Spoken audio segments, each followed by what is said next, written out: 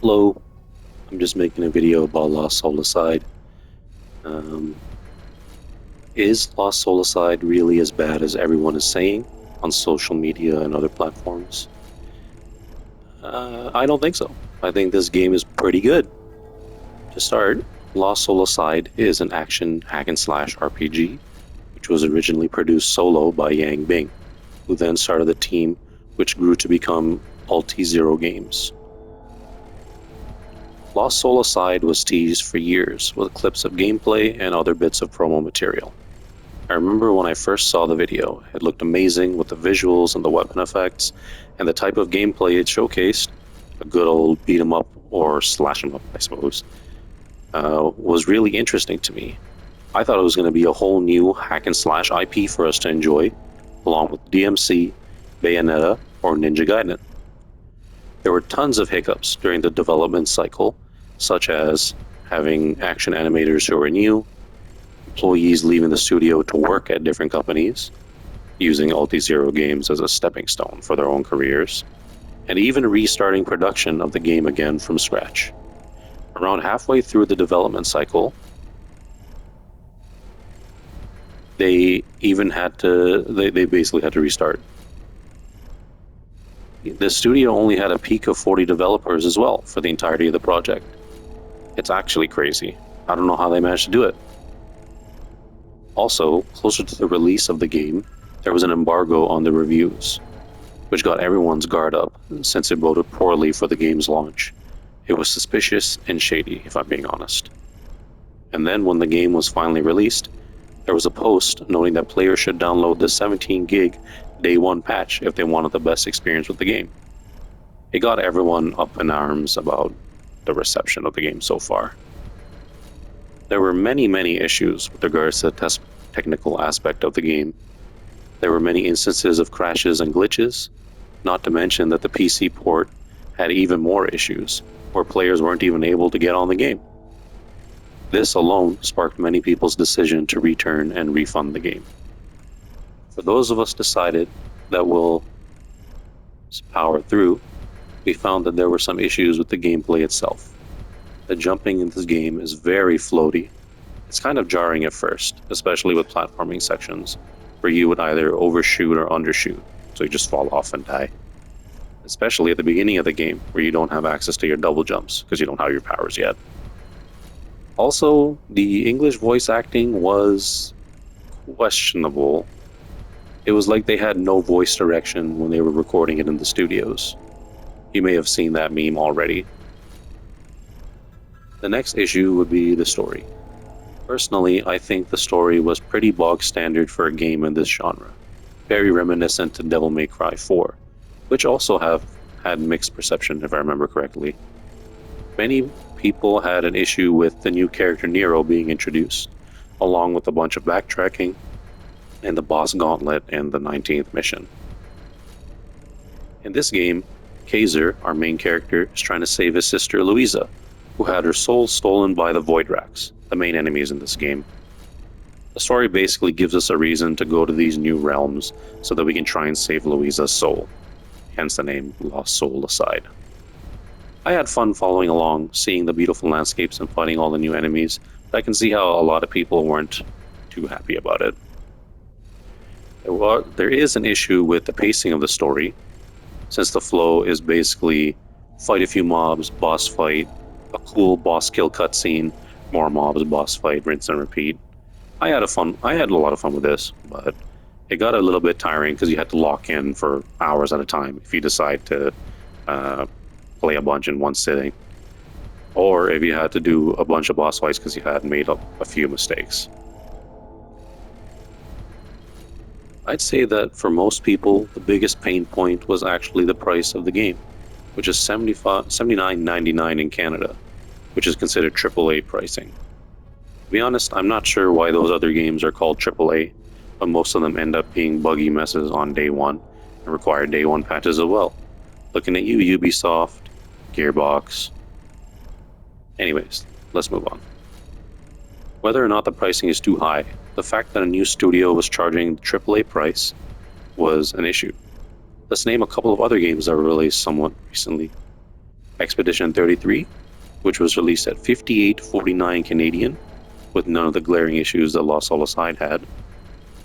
Or Black Myth Wukong, a Souls-like game which was released for $79.99. Thing is, this game is a little bit more, air quotes, mainstream compared to action hack and slash games. With all these issues being shoved in our faces, it seems like there's not much to enjoy. However, that's not the case. There's a lot of good things about this game as well. The combat for this game is quite good. Arguably, it's the most important thing for this kind of game, which is essentially a combat trial simulator. There are 4 weapons, including the one-hand sword, the great sword, full blade, and scythe. All the weapons feel very unique from each other and have their own movements and weapon traits. With a diverse weapons and move pool, you can definitely style on all your enemies and look flashy, while also stringing together the combo seamlessly. Each weapon has its own unique skill trees, where you can unlock new moves, as well as certain enhancements for the moves. So for instance, for the one-hand sword, you can actually increase the number of heavy attacks that you can do. You can have a heavy cleave, which is basically like Virgil from Devil May Cry's Judgment Cut End, as you can see. Very cool. And here are some enhancements as well. So this is for the triangle, triangle, triangle sword waves. Basically, you get extended range if you select this perk. Or you can make it so that they have an extended area, an area of effect, so you can hit more enemies at once. Stuff like that for every single weapon. There's also a fun transmog system where you can transform your weapons to look like other weapons, or you can add some ornaments to make them look different. Let's take a look right here.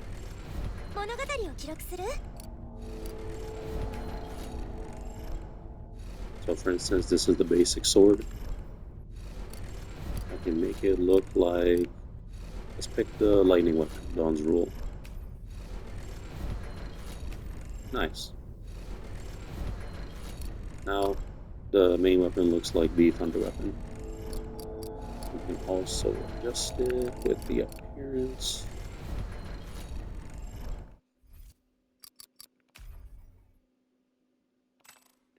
Empire's Glory, weapon assembly, and take a look. I'm gonna make a sword full of roses. Yes.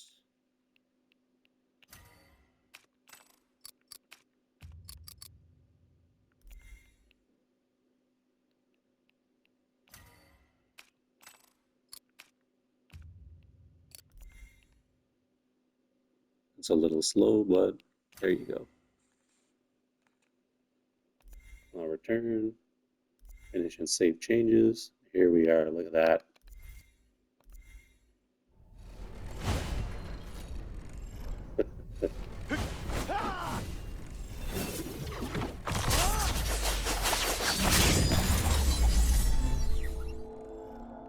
Wow, that looks much funnier than I thought.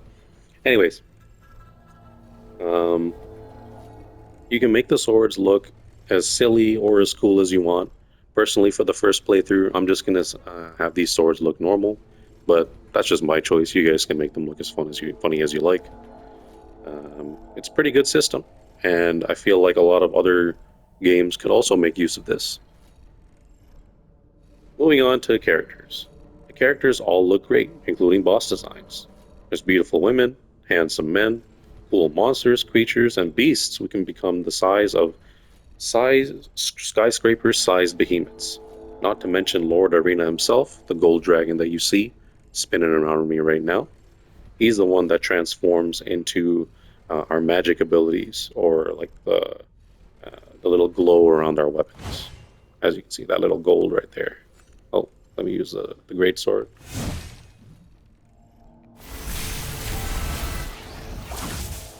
Okay, he doesn't seem to be part of the greatsword that much. But there he is for the pole blade. Cool. There's a little something for everyone to enjoy aesthetic-wise. Now, there is one more thing. Maybe people wouldn't consider it a good thing, but I do. I also think it's hilarious. There are these trinkets called Celeria's Keepsake. Where are they? There they are. If you die a lot to the first couple of bosses in the game rewards you with a trinket called Celeria's Keepsake. You basically take less damage and deal more damage. You get 3 variants depending on how many times you die, but it seems to cap out at Celeria's Keepsake 3. You take 50% less damage and deal 30% more damage. The caveat is you can only use these during your first playthrough, as you can see in this description here. I think it's fine because by the time you get to the second playthrough, you'll have all your weapons, you'll have a bunch of your favorite moves unlocked, and you'll also have like the health upgrade, you'll have your powers, you'll have better ornaments and trinkets that give you your little boosts as well. I thought it was hilarious because I died so many times at the first boss fight. That was like, damn, I'm being disrespected by the developers right now. And it's basically a good thing because it lets you play it as an easier difficulty without it actually making a new difficulty level. And it doesn't lock you out of any trophies. And you can equip it and remove it on the fly. You can literally do it in the middle of a battle too if you're feeling it, which is great. I do have some personal gripes and nitpicks about the game. So here we go. These next few things may be fixed over various patches that the game has been constantly receiving since launch, so they may not even apply anymore. One thing that's bothered me is the checkpoint system. The checkpoints are not that forgiving if you're having trouble with the boss. You might have to fight a wave of enemies again before getting to the bosses, or even the enemies that have boss-type health bars. I guess you can call them mini-bosses. However, I do believe in one of the patches, version 1.005 or 6. Apparently, according to the patch notes, these have been fixed. I haven't gotten to that point yet, but I'll find out later. Another thing that bothered me was how Liana used to work. Liana is basically this girl right here.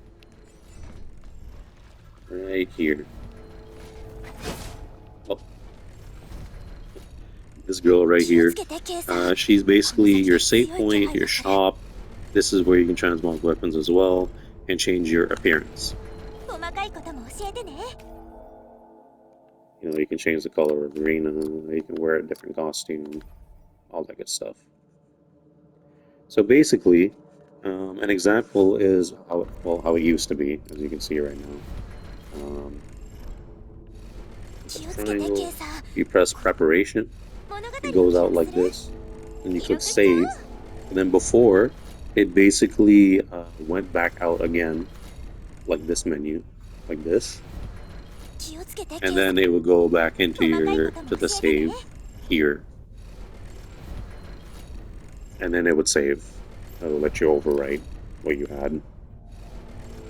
And it started a bit too, well, it used to, the way it used to be in the previous build.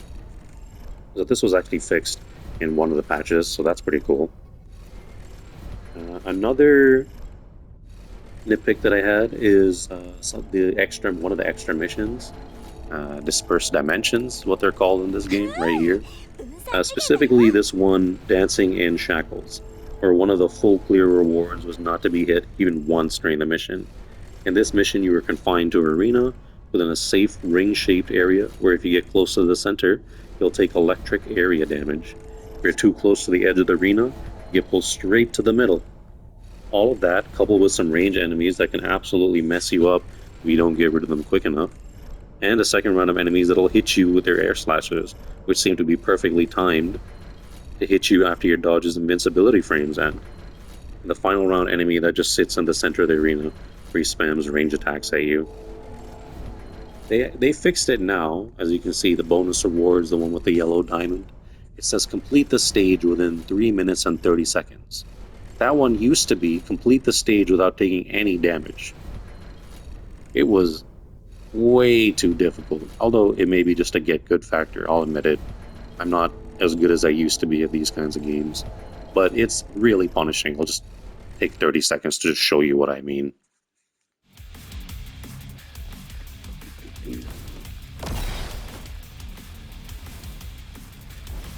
Like this right here. You take damage if you stand in here too long. If you run out here, it'll pull you back. Yep, right into here. These green enemies here. These green enemies here are the ranged enemies. You have to kill them before they kill you.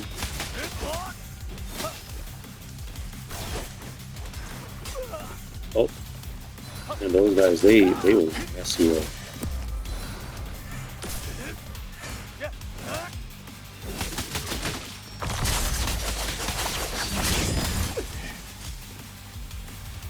Anyways, yeah. There are 2 more waves of enemies, and they'll mess you up. Like, I can't say how many times. Oh, I restarted. Whoops, that's not what I meant to do. Hold to leave. So yeah, it was a very, very punishing side mission, and the reward, it wasn't even that great. But they did end up fixing it, which is great. I just thought that it wasn't really tested before they ended up putting it in the final build. Here's another nitpick. This one is more of a game mechanic that I've only seen Devil May Cry really apply properly. Basically, where if there are a bunch of enemies on your screen, if there are enemies, if there's too many of them, for instance, they'll still attack you, even if your screen doesn't show them, for instance. You know, like Liana's behind us right now, so she'd be able to attack us off screen if she was an enemy.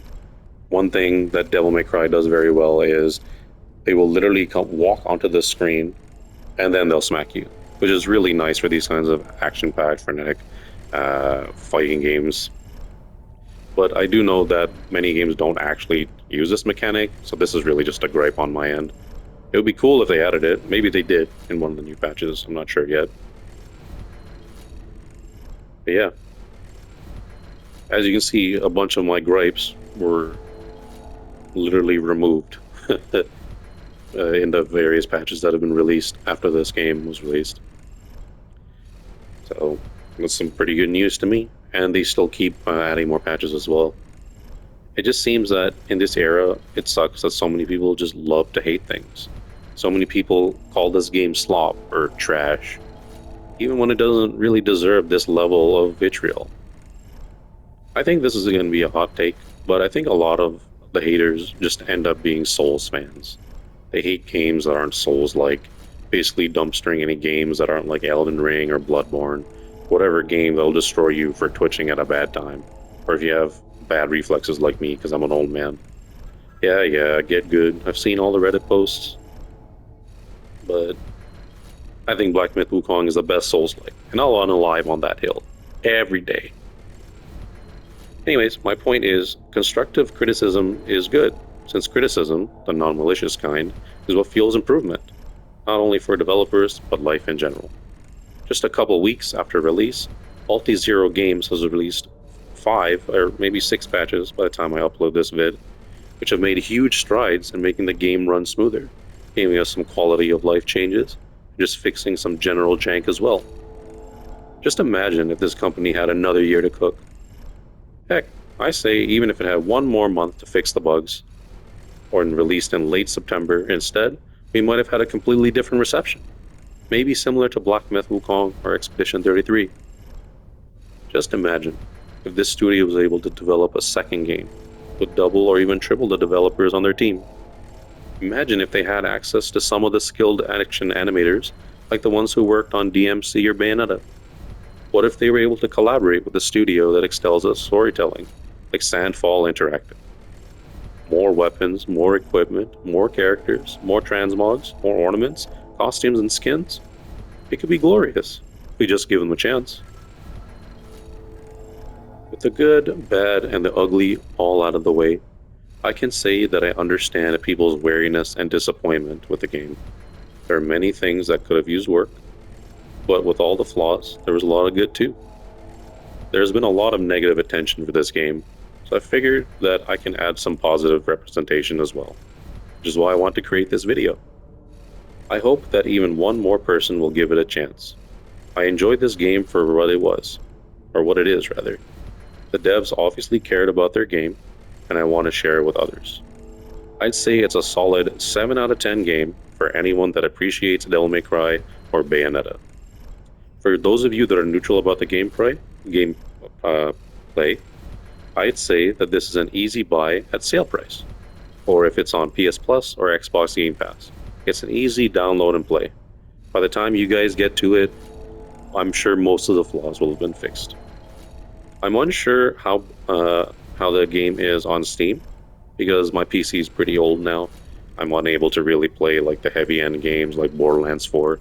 That thing requires like a computer from NASA, dude. Anyways, thank you guys for watching, and I hope you all have a wonderful day. Thanks, fellas.